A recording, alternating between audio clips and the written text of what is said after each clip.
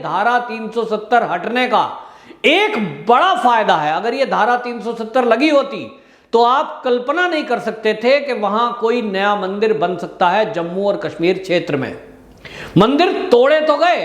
मंदिर जलाए तो गए, लेकिन मंदिर बना नहीं सकते। धारा 370 ये बाउंड करती है कि वहां वो नियम कायदे कानून चलेंगे जो भारत के अन्य भाग में नहीं है। वहां संविधान अलग ही उनका है।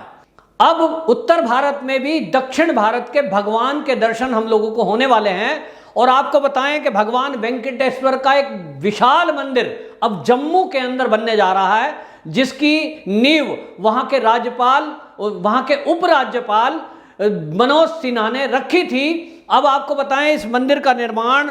तिरुमाला तिरुपति देवस्थानम TTD जिसको कहते हैं, वो अब वहां एक बनाने जा रहे हैं 62 एकड़ जमीन में। और इसकी मांग बहुत दिनों से उठ रही थी, क्योंकि हम लोग जब तिरुपति बालाजी की बात करते हैं तो दक्षिण में जाकर वो दर्शन करते हैं। उस मंदिर की इतनी मान्यता दक्षिण में है कि वहां वो भारत का सबसे अमीर मंदिरों में एक है। हुंडियां रखी होती हैं, लोग वहां सोना चढ़ा देते हैं, पैसे चढ़ा देते हैं, और मान्यता भी यह है कि जिसने वहां खड़े होकर मन्नत मांग ली उसकी मन्नत पूरी होती है। तो बहुत सारे लोग हर साल वहां दर्शन के लिए जाते हैं। लोगों की एक इच्छा थी, ये TTD जो है उससे इच्छा थी कि भाई आप पूरे देश में मंदिर बनाते हैं तो एक तिरुपति महाराज जी का मंदिर, वेंकटेश्वर जो भगवान वेंकटेश्वर हैं उनका एक मंदिर कहीं उत्तर भारत में भी बनाइए। तो इस पर आपको बताएं, जो ये TTD है इन्होंने जम्मू के स्थान को चुना, और वो इसलिए क्योंकि बहुत सारे दक्षिण भारत के लोग और पूरे भारत ही नहीं तो दुनिया के लोग माता वैष्णो के दर्शन करने के लिए जम्मू में जाते हैं। अब वो कटरा से जब अपनी यात्रा शुरू करते हैं, उसके पहले जम्मू के पास भी कई और मंदिर भी हैं, लेकिन ऐसे लोग जो दक्षिण भारत से आते हैं, जो भारत के किसी और हिस्से से आते हैं और वो दक्षिण भारत में नहीं जा सकते, एक ही जगह पर उनको दक्षिण भारत के भगवान वेंकटेश्वर के दर्शन और माता वैष्णो के दर्शन, दोनों मंदिरों के दर्शन एक ही स्थान पर हो जाएं, इससे जम्मू कश्मीर का पर्यटन भी बढ़ेगा और इससे वहां के लोगों की आय भी बढ़ेगी। क्योंकि हम जानते हैं कि जम्मू के मंदिर में जो ट्रस्ट है उसके द्वारा जो इंतजाम किए जाते हैं, लाखों लोग हर वर्ष वहां मंदिर के दर्शन करने जाते हैं, और जिसकी वजह से जम्मू कश्मीर के लोगों को बहुत बड़ा रोजगार मिलता है। चाहे वो दुकानदार हों, चाहे वो प्रसाद बेचने वाले हों, चाहे वो खच्चर वो जो होता है चलाते हैं जिसको डोली बोलते हैं वो वाले लोग हों, खच्चर वाले लोग हों, एक बहुत बड़ी कमाई वहां के लोगों की उद्योग धंधा पर्यटन से है। और इसलिए भारतीय जनता पार्टी के ध्यान में ये चीज आई कि कम से कम मंदिर के जो ट्रस्टी हैं उन लोगों से बात की जाए। और इस बारे में जब बात की गई तो 40 साल की लीज पर उनको ये जमीन दी गई है, जमीन मिल गई। और इसके बाद आपको बताएं, ये तो वैसे जो तिरुपति ये तिरुमाला तिरुपति देवस्थानम जो ट्रस्ट है ये बाकायदा अच्छा खासा पैसे वाला ट्रस्ट है, और दान दाताओं की यहाँ भरमार ऐसे की है कि ये जमीन को खरीद भी सकते हैं। लेकिन सरकार की इच्छा थी कि हम भी अपनी तरफ से कोई सहयोग करें, तो ये जमीन 40 साल लीज पर दी गई। अब यहां इसके साथ ही आपको बता दूं, उन लोगों को एक तो लाभ मिला है, और ये धारा 370 हटने का एक बड़ा फायदा है। अगर ये धारा 370 लगी होती तो आप कल्पना नहीं कर सकते थे कि वहां कोई नया मंदिर बन सकता है जम्मू और कश्मीर क्षेत्र में। मंदिर तोड़े तो गए, मंदिर जलाए तो गए, लेकिन मंदिर बना नहीं सकते। धारा 370 ये बाउंड करती है कि वहां वो नियम कायदे कानून चलेंगे जो भारत के अन्य भाग में नहीं है। वहां संविधान अलग ही उनका है, अलग ही नियम चलते हैं, और उन नियमों के चलते जो मंदिर तोड़ दिए गए, जो पंडितों को विस्थापित करा दिया गया, वहां से भगा दिया गया रातों रात, उनको आप देखिए कि उसके बाद से वापस बसाने की कोई प्रक्रिया कांग्रेस सरकार ने, PDP ने, नेशनल कॉन्फ्रेंस ने नहीं करी।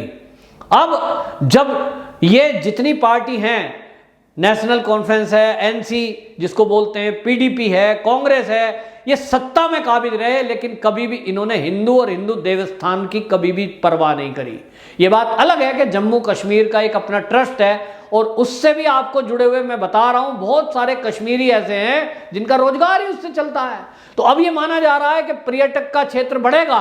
इससे एक और लोगों को समझ में आ रहा है चाहे वो अब जम्मू कश्मीर के मुस्लिम ही क्यों ना हो, कि उनके लिए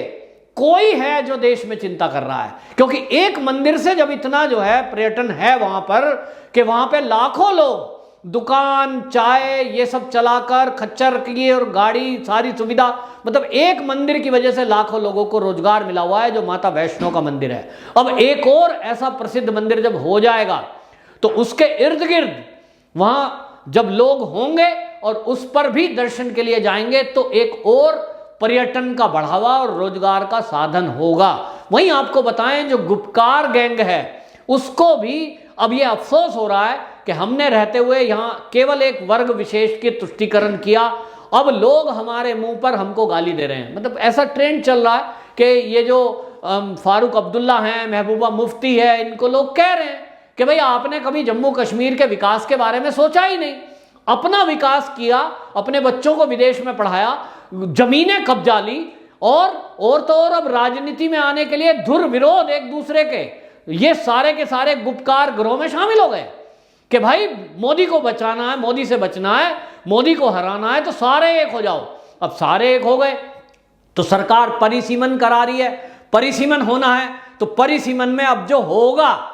वो इस हिसाब से होगा कि इनकी चालबाजी जो अभी तक चलती थी वो नहीं चलेगी। जम्मू का क्षेत्र भी उसमें शामिल होगा, और जम्मू का क्षेत्र जब शामिल होगा तो उसमें प्रतिनिधित्व जम्मू के लोगों का ज्यादा होगा। कश्मीर के लोगों के बराबर भी अगर हुआ तो भी कम से कम जम्मू के साथ एक न्याय कर पाएंगे, क्योंकि अभी तक जो होता था ज्यादातर विधायकों की सीट और सांसद की सीट ये इस तरह से परिसीमन किया हुआ था कांग्रेस ने कि वहां से ज्यादातर कश्मीरी ही जीत कर आते थे, और यूं कहूं तो एक मुस्लिम कैंडिडेट ही जीत कर आते थे जम्मू कश्मीर में जब भी कभी चुनाव हुए, और इसके कारण कभी भी हिंदू मुख्यमंत्री बनने की कल्पना कर ही नहीं सकता था। लेकिन अब जब पुनर्गठन किया जा रहा है, परिसीमन दोबारा किया जाएगा, तो उसमें जम्मू के आसपास का और क्षेत्र भी इसमें शामिल किया जाएगा, और जब क्षेत्र शामिल होगा निश्चित रूप से हिंदू बहुल एरियो को बैलेंस बनाने के लिए एक जनसंख्या के हिसाब से बैलेंस बनाना बड़ा जरूरी है, क्योंकि कांग्रेस ने तो वहां इस तरह का अनबैलेंस काम किया, बाकायदा सरकारी जमीनों पे कब्जा करा दिया, और तो और आपको बताऊं कांग्रेस के शासनकाल में तो बाकायदा बांग्लादेशी घुसपैठी वहां लाकर बसा दिए गए, रोहिंग्या वहां बसा दिए गए, ताकि जनसंख्या के संतुलन को बिगाड़ा जा सके। हिंदू वहां अल्पसंख्यक हो गया है, लेकिन इन्होंने प्लानिंग करी और इस तरह से हर विधानसभा एरिया में रोहिंग्याओं को बसाने का काम कर दिया, जिससे कि वो वोट डालें, और ऐसी वोट डालें कि भारतीय जनता पार्टी का एक भी विधायक ना जीत पाए। लेकिन अब भाजपा ने दो काम किए हैं, एक तो स्थानीय लोगों को, चाहे वो मुसलमान ही क्यों ना हो, उनसे कांटेक्ट किया है, उनको भरोसे में लिया है, और उनको ये समझाया है कि आपका विकास, इस राज्य का विकास तभी हो सकता है जब केंद्र में जो सरकार है वही राज्य में हो। दूसरी बात, अलगाववाद, आतंकवाद से इस क्षेत्र का विकास नहीं हो सकता, और इसलिए अलगाववाद और आतंकवाद का खात्मे के लिए आपको सेना का साथ देना चाहिए। और आपको बता दूं, इसी विचारधारा के चलते जो स्थानीय नेता हैं उन्होंने पीडीपी और एनसी और कांग्रेस का मोह छोड़कर भारतीय जनता पार्टी का दामन थामा है। आतंकवादी उनको डरा धमका कर उनकी हत्या करके ये डराने की कोशिश कर रहे हैं कि यदि आप बीजेपी में गए तो हम आपकी हत्या कर देंगे, लेकिन इस पर भी लोग डरने को तैयार नहीं है, क्योंकि उनको पता है कि आज अगर निडर होकर हमने भारतीय जनता पार्टी में शामिल होकर इस राज्य के विकास के लिए राजनीति करनी शुरू करी तो कल इस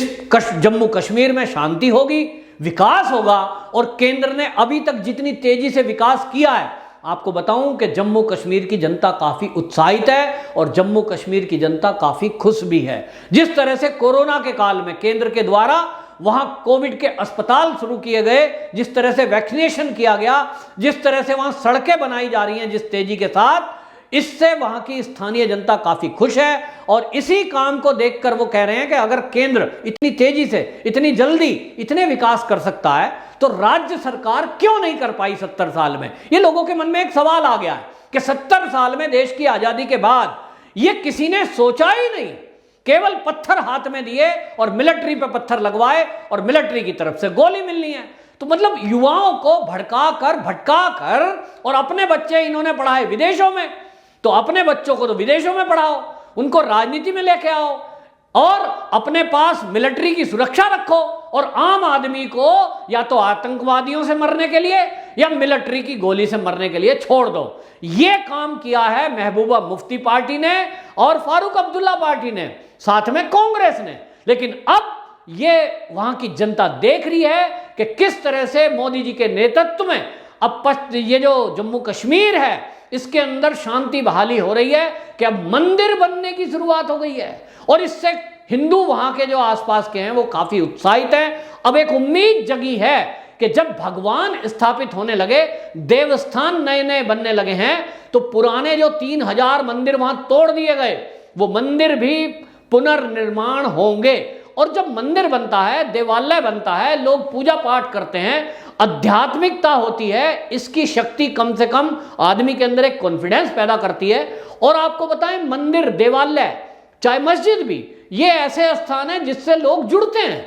लोगों में एकजुटता होती है। और कश्मीर के अंदर प्लानिंग के साथ मंदिरों को ध्वस्त किया गया, जिनकी संख्या लगभग 3000 है। तो इसलिए ये मंदिर तोड़े गए। अब इन मंदिरों के भी बनने का एक मौका आया है। लोगों को लगता है कि अब ये माहौल बन गया है कि अब वहां लोग शांति से अपने मंदिर में अपने भगवान की पूजा पाठ कर सकेंगे, ध्यान लगा सकेंगे।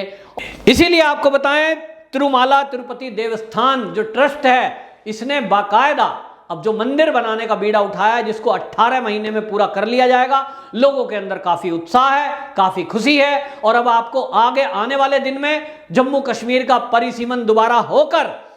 फिर चुनाव जब होंगे तो ये गुपकार गैंग जो पाकिस्तान की भाषा बोलता है, ये आपको फिर से या तो जेल में दिखाई देंगे, नहीं तो अपने घरों में दुबक कर बैठते हुए दिखाई देंगे। यहां भारतीय जनता पार्टी की ही सरकार बनने जा रही है और उसके बाद ये जम्मू कश्मीर जैसा स्वर्ग कहा जाता था, वैसा लोगों को दोबारा देखने को मिलेगा। वंदे मातरम।